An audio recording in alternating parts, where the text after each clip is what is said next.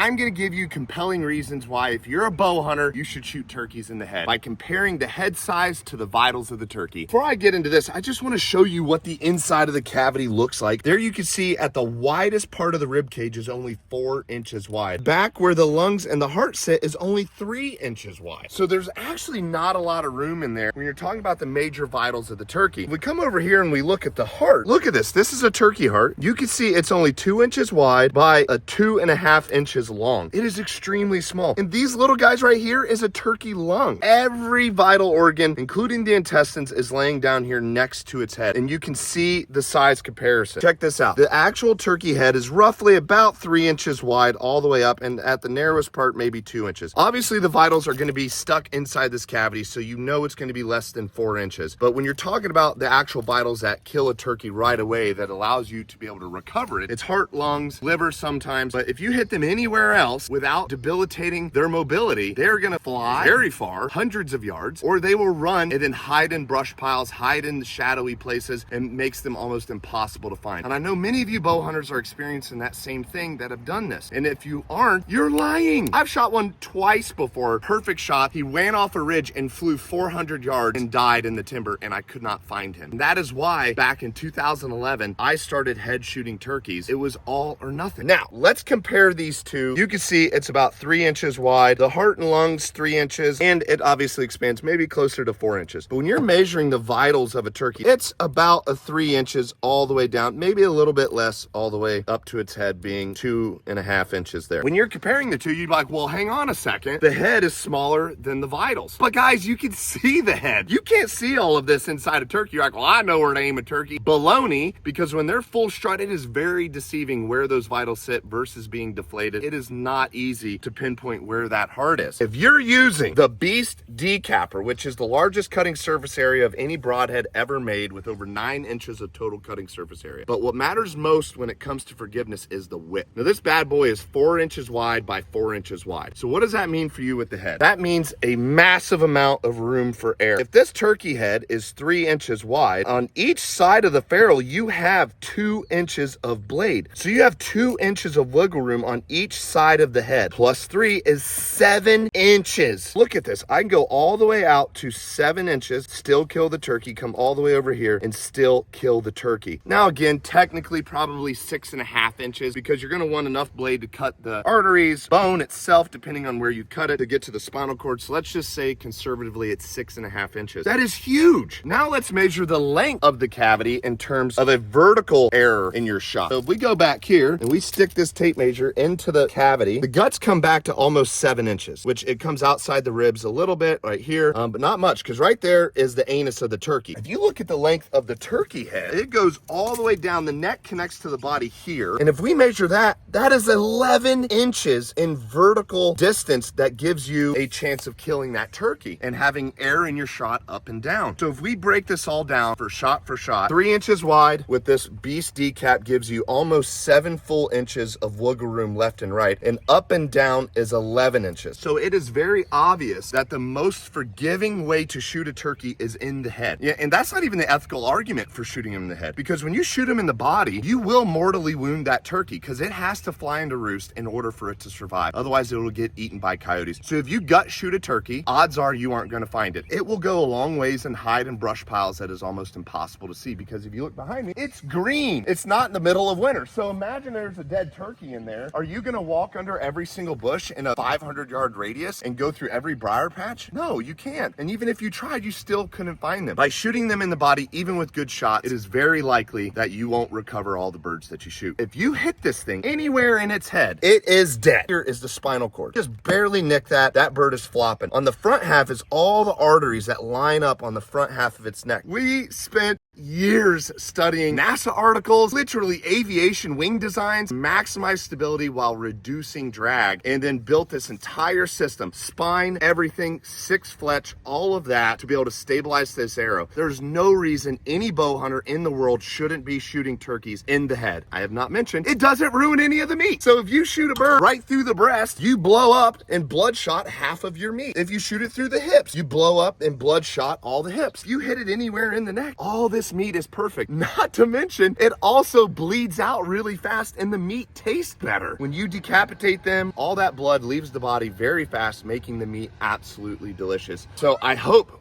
we gotta wait until these geese leave. Get out of here, geese. We're gonna send one of these at you. So guys, obviously you can tell I'm very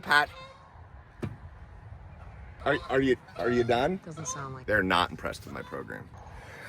And there's a car. So guys, you can obviously see I'm very passionate about this, and that's because I've been head shooting gobblers since 2011. Well, and I know that this is a perfect system. We also made it very affordable. You get 4 broadheads, a broadhead case, a practice point, a broadhead tool, and a 6-fletched, hand-fletched, mind you, Beast decapitating arrow, all for 89 bucks. Now, come 2026, 2027, you know, prices could vary. And once you try and love the Beast decap system, we hope that you try our normal Beast line for big game, which we are really trying to grow the biggest broadhead company in the world. In order for us to do that, we need your help with supporting us and buying those. I promise you guys, give this Beast decap system a try. You won't regret it.